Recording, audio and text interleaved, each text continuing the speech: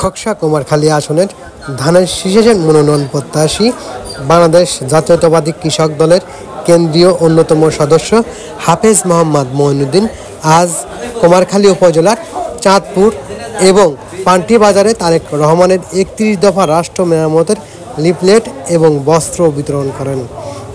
এর আগে তিনি তার নিজ বাড়ি হতে বিশাল এক মোটর শোভাযাত্রা নিয়ে চাঁদপুর এবং পান্টি সহ কুমারখালী উপজেলার বিভিন্ন ইউনিয়ন তিনি ঘুরে তারেক রহমানের রাষ্ট্র মেরামতের ৩১ দফা কর্মসূচির লিফলেট বিতরণ করেন।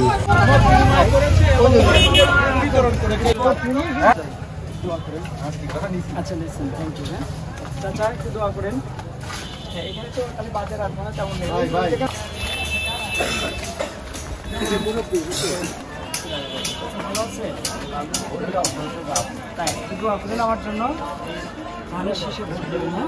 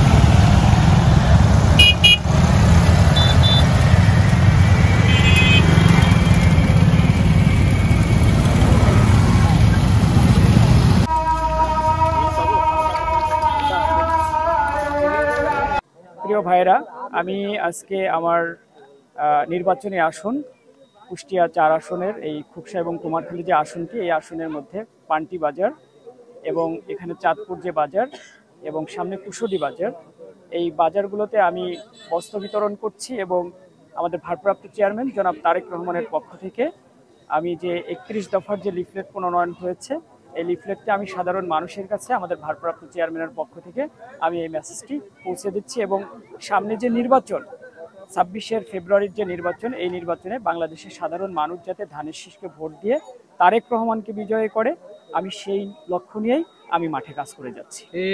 জামাত নারী ভোটারদের কাছে যাচ্ছে এবং বলছে দাঁড়িপাল্লায় ভোট দিলে পরেই বেহেশতে যাওয়া যাবে, এই বিষয়টা আসলে আপনারা কিভাবে দেখছেন? জামাত ইসলাম আসলে দেখেন যে এক একটা পার্টি এক একটা স্টার ভিজে অ্যাপ্লাই করে। জামাত যেভাবে নারী কর্মীদের কাছে যাচ্ছে, আমি তারা যেহেতু একটি ধর্মের একটি মেসেজ দিয়ে বাংলাদেশের সাধারণ মানুষদেরকে একটি ভুল দিকে নিয়ে যাচ্ছে, তো বাংলাদেশের সাধারণ মানুষ কিন্তু ভাই এখন কিন্তু খুব সচেতন। আমি ইচ্ছা করলেই যে একজন মানুষকে একটি কথা বললে সে সেটা বিশ্বাস করে নেবে, বিষয়টি আদৌ এরকম না। তো আমরাও আমাদের ভারপ্রাপ্ত চেয়ারম্যানের নির্দেশে আমরাও একেবারে একদম মানে মহিলা থেকে শুরু করে বিভিন্ন একদম পথচারী ভ্যান চালক, রিক্সা চালক, অটো চালক এবং খেটে খাওয়া দিনমজুরদের মাঝে আমরাও যাচ্ছি এবং আমরাও আমাদের ভারপ্রাপ্ত চেয়ারম্যান জনাব তারেক রহমানের পক্ষ থেকে মানুষের কাছে যাচ্ছি এবং মানুষকে আমরা বোঝানোর চেষ্টা করছি। এটি আমি এই কথাটি বলেছি আপনাকে যে আসলে বাংলাদেশের মানুষ এখন কিন্তু খুব সচেতন। আমি ইচ্ছা করলে একজনকে একটা রকম আমি বুঝাইতে পারবো না। আমরা আমাদের মতো করে কাজ করে যাচ্ছি এবং বাংলাদেশের সাধারণ যে মানুষ, এই সাধারণ মানুষের মতামত বা তাদের যে জিনিসটা তারা মানে বলতে চাচ্ছে সেটা হলো যে তারা যে ভুলভাল বুঝাচ্ছে এটা তারা আসলেও মানে এক কান দিয়ে শুনছে আর এক কান দিয়ে বের করে দিচ্ছে। এটা আসলে তারা কোনো আমলে নিচ্ছে না। কেউ বলছে মনোনয়ন কনফার্ম হচ্ছে, সবুজ সংকেত, আসলে দল থেকে এখন পর্যন্ত কাউকে মনোনয়ন দিয়েছে? দেখেন প্রিয় ভাইরা, আমি একটা কথা বলি, খেলা কেবলমাত্র শুরু। ইট ইস এ গেম। ঠিক, এখানে 90 মিনিটসের একটা খেলা আছে। তো সামটাইমস আপনারা দেখবেন যে ফুটবল ম্যাচেও কিন্তু হঠাৎ করে একজন বদলি খেলোয়াড় এসে কিন্তু সে গোল দিয়ে দেয়। তো আপনারা শেষ দিন পর্যন্ত অপেক্ষা করেন, ইনশাল্লাহ দেখবেন ধানের শীষ যার হাতে আসবে আপনারা খুব অচিরেই দেখতে পাবেন। আরেকটি বিষয় আমি বলতে চাই, সেটা হলো যে এখানে আমাদের খুকসা কুমারখালীতে যতগুলো আমরা ধানের শীষের মনোনয়ন প্রত্যাশী, আমাদের সবারই কিন্তু উদ্দেশ্য হলো যে ব্যক্তি কেন্দ্রিক নয়, আমরা তারেক রহমানের হাতকে শক্তিশালী করার জন্য আমি আপনাদেরকে একেবারে সুস্পষ্টভাবে বলছি যে আমাদের ভারপ্রাপ্ত চেয়ারম্যান জনাব তারেক রহমান সামনের যে নির্বাচন, এই নির্বাচনে ধানের শীষের যাকেই এখানে মনোনয়ন দিয়ে উনি পাঠাবেন, আমরা দেখবেন একেবারে কাঁধে কাঁধ মিলে সবাই একসাথে হয়ে একেবারে ধানের শীষকে আমরা বিজয় করেই ইনশাল্লাহ আমরা বিএনপিকে 2026-এর যে নির্বাচন, এই নির্বাচনে ইনশাল্লাহ বিএনপিকে